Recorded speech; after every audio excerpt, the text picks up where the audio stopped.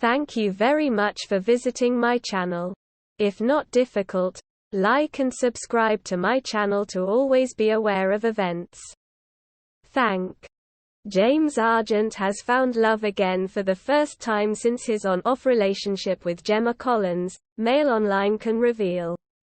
The former TOWIEs star, 34, is smitten with Italian actress Stella Turian, 18, who's 16 years his junior, after the couple met 3 months ago in Mykonos.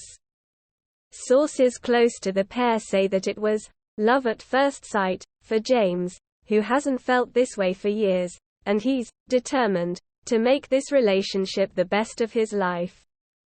James and Stella are in love. They fell for each other the moment they met and have spent as much time together as possible since, a source told Mail Online. This is a big deal for James. He hasn't been in a relationship for years because he's been working on himself, and finally now, he's ready to share his life with someone. The age difference hasn't played any part in their romance so far. They've holidayed together in Italy and Marbella, getting to know each other away from the spotlight.